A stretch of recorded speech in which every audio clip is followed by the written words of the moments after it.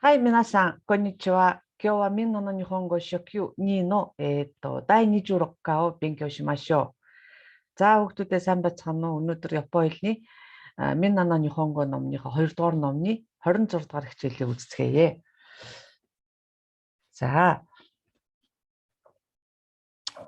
ер нь үйл үг тэмдэг нэр үгийг багш дандаа томьёолж тайлбарладаг байгаа. За үйл үгийг V үсгээр И тэмдэг нэрийг катаканаар И үсэг бичсэн тийм ээ. И тэмдэг нэр игээр төгсөн тэмдэг нэр гэсэн.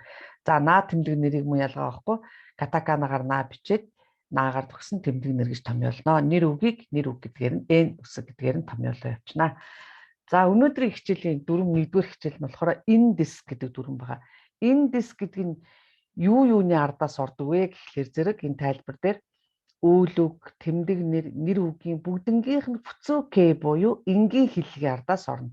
За бид нар энэ бүх үйл үг, тэмдэг нэрийн энгийн хэллэгийг бүгднгийн нэгтгэсэн байдлаар хэдвэр хичээлд үздэг үлээ гэхлээр зэрэг 1-р номны чинь 20 дугаар хичээл дээр байгаа. За тэгээ энэ дэс гэдгийг юунд хэрэгэлдэг юм бэ? Ямар тохиолдолд хэрэгэлдэг юм бэ гэсэн асуудал гарч ирнэ.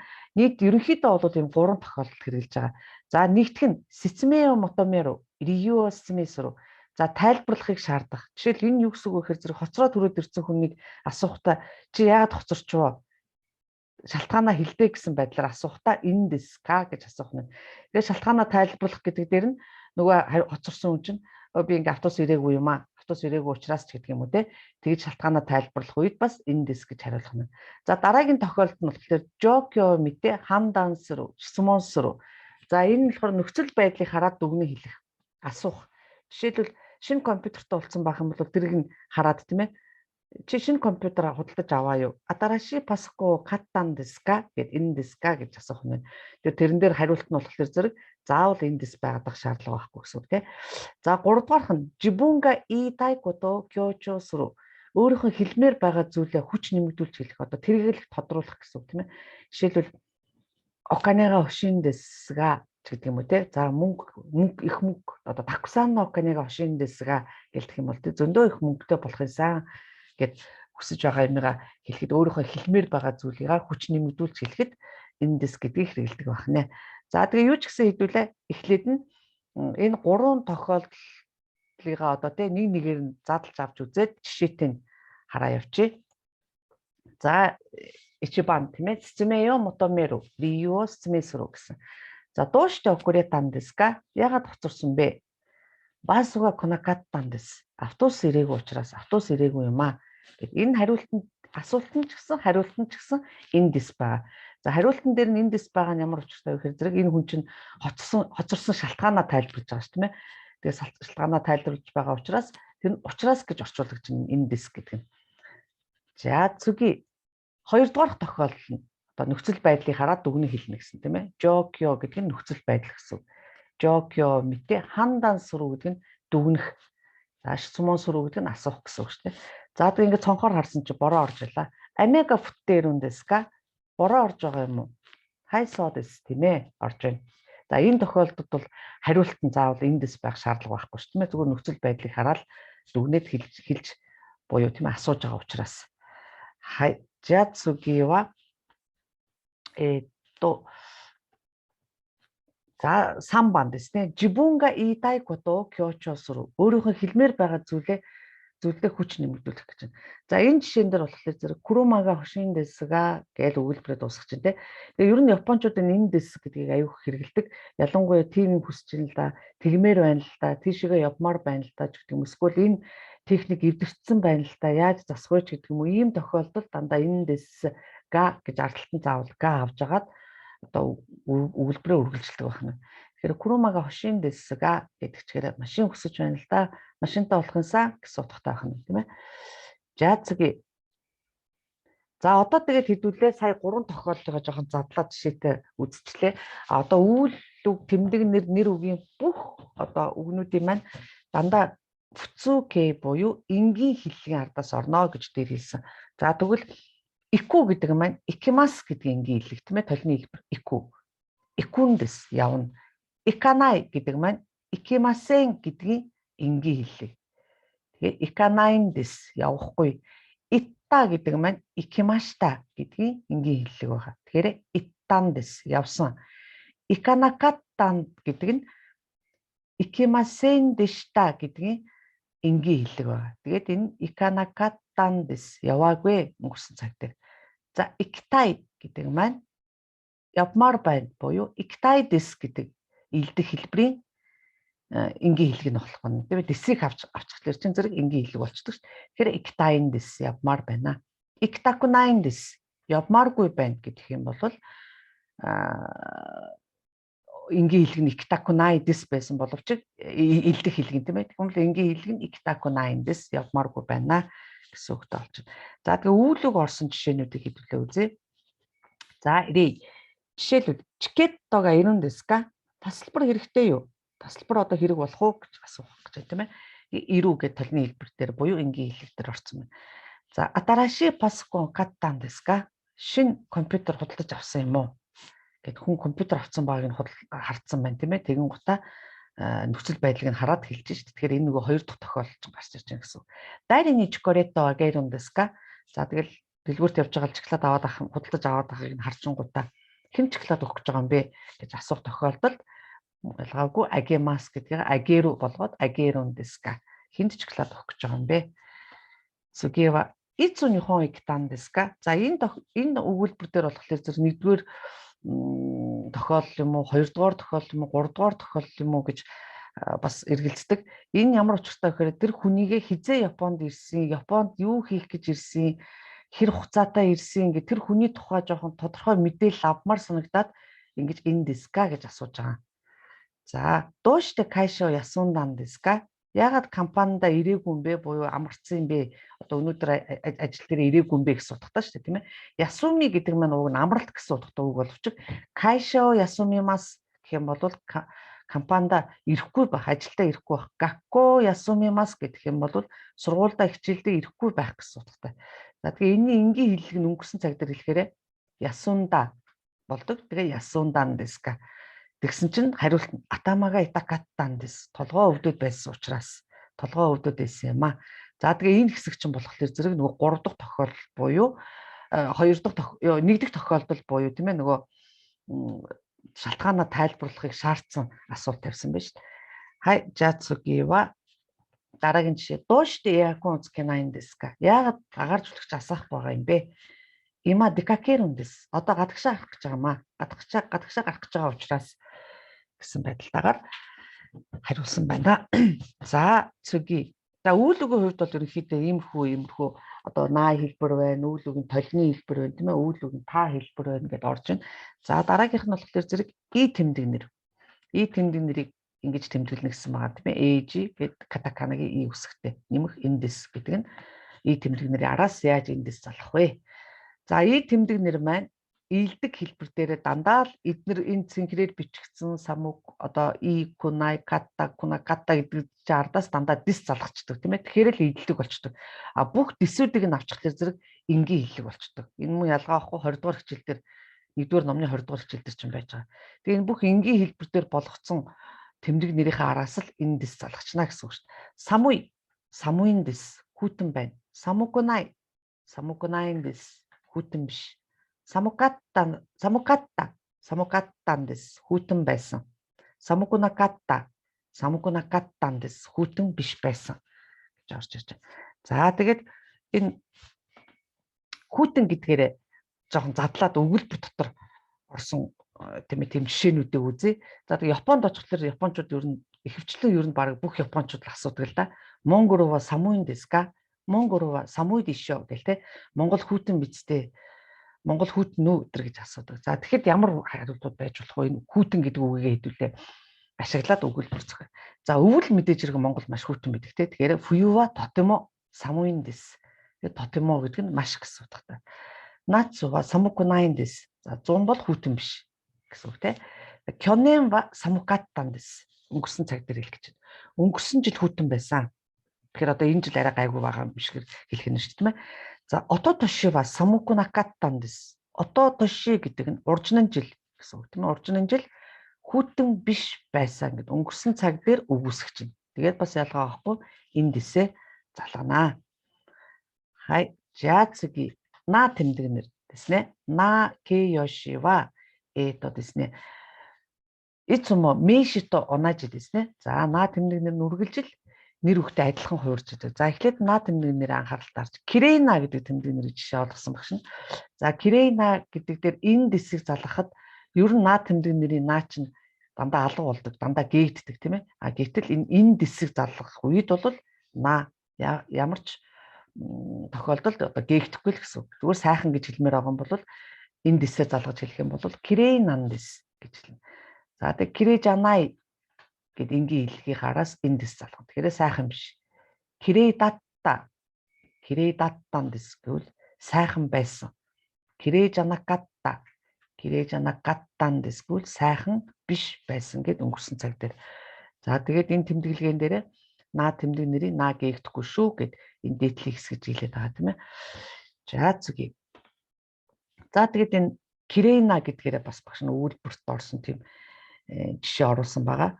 Жишээлбэл Ваташи но хиява ицумо Кирейнан дэс. Миний өрөө үргэлжил цэвэрхэн байдаг. Ицумо гэдэг нь үргэлж гэсэн үг тийм ээ. За ано хиява Кирейжанайн дэс. Тэр өрөө цэвэрхэн биш байна. Тэр үүсгэж тийм ээ Кирейжанайн дэс. За Мика-санの部屋はとても綺麗だったんですよгэдэг юм уу те. За Микагийн өрөө маш цэвэрхэн байсан шүү. Тэгэхээр өмнө очиж үзчихээд ямар цэвэрхэн өрөөтэй юм бэ гэж бодсон байна шүү. Тэрийг өнгөрсөн цаг дээр хэлж байна. За Чхон но хотер ва амари кирэй жанакаттан дэс. За орон нутгийн хөдөөгийн гэсэн үг тийм ээ. Зочид буудал тийм ч цэвэр байгаагүй. Гэт өмнө одоо нэг тийм орон нутгийн зочид буудалд орж үзэх хүн байх нь. Тэгээ тэрийг дурсан санахтаа тийм сайхан байгаагүй шүү, цэвэрхэн байгаагүй шүү гэж хэлэх юм бол өнгөрсөн цаг дээр үгүйсгэж хэлж байна. Хай. За, нэр үг.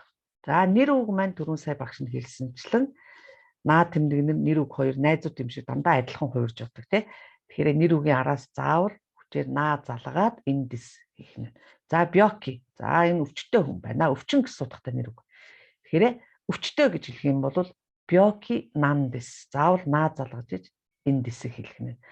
За бёки жанай гэдэг нөгөө үгүйсгэж байна. Өвчтөе биш. Тэгэхээр бёки жанайн дэс өвчтөе биш ээ. Бёки датта гэхээр энгийн хэлэг тийм ээ. Тэрний нэмэхэд энэ дэс бёки даттан дэс гэх юм бол өвчтөе байсан. Бёки жанакаттан дэс өвчтөе биш байсан. Буюу өвчнгүй байсан л гэсэн. За тэгээ энэний тэмдэглэгээн дээр нэр үгийн ардаас заавалчгүй наа авна шүү. Өвчтөе гэж хэлмээр байгаа бол бёки нандис гэж авах нь шүү гэж тэмдэглэгээ хийсэн байна. Хай. За нэр үгийн жишээг үзье хэдүүлээ. За докшин гэдэг нь хүүхдүүдэд ганц бие гэсэн үг шүү тийм ээ. За ингээд өөр хэмт ажилласаа ирсэн чинь ингээд хинч ухтаж авахгүй ингээд ганцаараа сабишид дэснэ. За ваташива докшин нандис нэр үгийн мэд чинь заавал наа залах хэрэгтэй. Би ганц бие. Ваташива докшин жанайн дэсё гэх юм бол үгүйсгэж чинь тийм ээ. Би ганц бие биш шүү дээ. Кёнэн ва докшин даттан дэсга. За өнгөрсөн жил ганц бие байсан л да. Байсан боловч гэд үргэлжилж дээ. Тэгэхээр одоо гэрэлцэн ч юм уу мэддэггүй шүү дээ. Цаашаага бас нэг юм хэлэх байх. За ваташива сенгэцумо докшин жанакаттан дэсё. Би өнгөрсөн сард ч гэсэн ганц бие байгаагүй шүү дээ. Тэгэхээр өнгөрсөн сард ч гэсэн гэрэлцэн байх нь шүү дээ. Гэх мэтлэнгээр нэр үгийн араас залгахдаа үгүйсгэл өнгөрсөн үгүйсгсэн цаг дээрээ ингээд залгаад явчих юм байна. Хай тэгээ индис гэдэг дүрм маань яг энэ хүртэл ингээд явж байгаа. Тэгээ ер нь яг 3 ийм тохиолдолд хэрэгэлдэг юм байна. Үйл үгийн тийм хэлбэрийн араас хэрэглэх юм байна. Наа тэмдэгнэр и тэмдэгнэрийг тэгж араас нь залгах юм байна. Нэр үгийг ингэх юм байна гэдгийг дандаа нөгөө энийгээ гүйлгэж хараад тийм ээ нөгөө томьёоноос хараад томьёонуудыгаа цээжлээд явна л гэсэн үг. Цэгийн дүрм 2. За Японд хүнээс юм гуйхдаа шууд нани штэ кудасай гэж хэлчихээр жоохон тушаасан маягч болчдөг.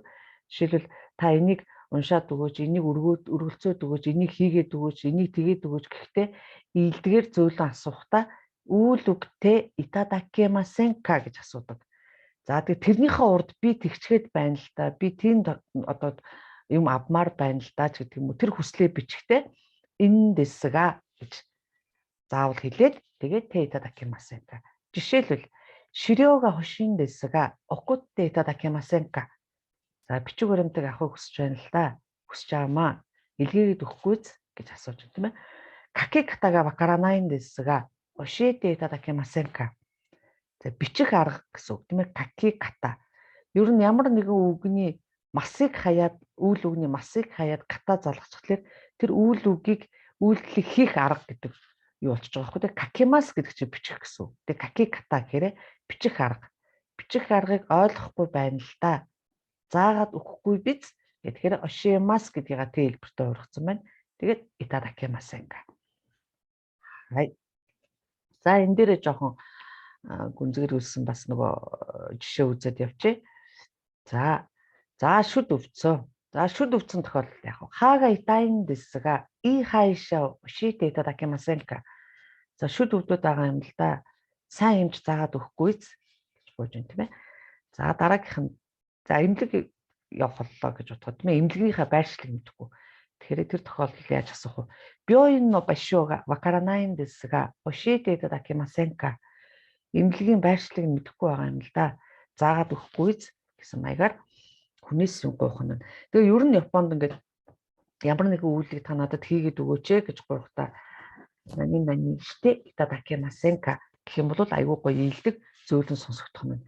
Нани шите кудасай гэхээр энэ одоо багш хүн сургаж байгаа одоо ингээд даалгавраа хий гэж тушаагаад байгаа юм шиг те. Яг хөө зүгээр кудасай гэдэг чинь тэ кудасай гэдэг тэгнүү ингэнүү гэд монголоор орчуулахаар нэг юм зөөлөн ийдэг сонсогдож байгаа боловч Японд нани шите кудасай гэхлээр жоох тушаасан юм шиг жоох хатуу ширүүн сонсогдох учраас хүнээс юм гуйхтаа хүмүүстэй энэ хэллэгийг заавал хэрэгжилж байгаарай. Хай цугиваですね. За 4 3 байна тийм ээ. Бас л ялгаа байхгүй энэ дэсга гэдгээр одоо эхлээд тэгээд тара и дэска. За үйл үгийн та хэлбэрийн араас ра залгах нь тэгвэл ингэвэл гэсэн дүрмийг Миннано Нихонго 1-р номны чинь 50-р хичээл дээр байгаа тийм ээ. Хамгийн сүүлчийн хичээл дээр. Тэрийг харахаар үйл үгийг ер нь та хэлбэртээ урагчаал ра залгах гэж тийм. Тэгээд ардаас нь и дэска гэж хэрэг дээрвэ. Энэ ямар тохиолдолд хэрэглэх вэ гэхээр зэрэг тэгсэн юм л даа ч гэдэг юм уу. Тийшээгээ явмаар байгаа юм л да. Яаж явбал дээрвэ? Эсвэл яавал дээрвэ гэд хүнээс зөвлөгөө авах та ингэж асуух нь. Жишээлбэл Сакура дайгаку икитайんですがどこで降りたらいいですか? Сакура их сургууль руу явмаар байна л да. Хаана буулд ирвэ гэх юм. Буух газараа мэдэхгүй байх юм бол хүнээс ингэж асуух нь ш. За хокеншо басуретанですがどうしたらいいですか? Даатгалын карта мартсан юм л да. Яавал дээрвэ. Даатгалын карт гэж бичсэн. Японд угаасаа нөгөө манай захин үнэмлэх шиг тийм карт байдаг байхгүй даатгалын нийгмийн даатгал, эрүүл мэндийн даатгал гэдэг чинь. Тийм болохоор нь карт гэдгээр нь бичсэн байгаа. Ер нь бол яг монголоор хэлж заншснаа даатгалын дэвтэр гэж ямаар байгаа боловч тийм ээ Японд карт гэж байдаг болохоор нь картаар нь бичсэн байгаа. За энэ дээр жишээ аваад үзье. Өгүүлбэр дээр яаж орж байна? За кеккон гэсэн нэ. Кеккон то юу нова юу гэсэн үг лээ монголоор гэрлэлт гэсэн үг шүү тийм ээ. За найз гэрлэх гэж байгаа юм аа. Найз минь гэрлэх юм аа. Юу өгүүл дээрвэ гэж асуув. 友達が結婚するんですが何をあげたらいいですか? Найз минь гэрлэх гэж байгаа юм л да. Юу өгүүлд дээрвэ гэж хүнээс зөвлөгөө авч байна.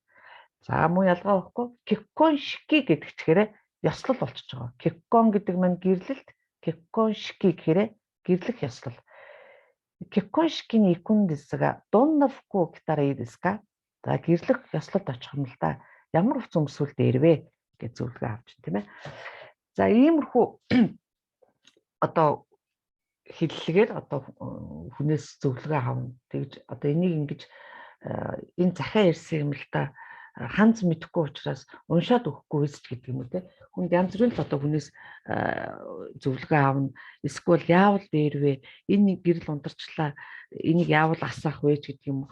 Зөндөө олон тийм зөвлөгөө авах буюу хүнээс гуйх тохиолдол амьдрал зөндөө их тохиолдох учраас яг энэ зөөлөн ийдэг сонсогддог аргаар нь сурчих юм бол хүмүүстэй тийм ээ Япончууд аягүй сайхан гоё ийдгээр бас хариулж тусалж өгдөг байгаа шүү. За тэгээд минасан 今日の宿題はですね練習日と問題ですね。第26課の練習日と問題をやってください。皆さんこれからも日本語を頑張りましょう。はい、皆さん、今日はお疲れ様でした。どうもありがとうございました。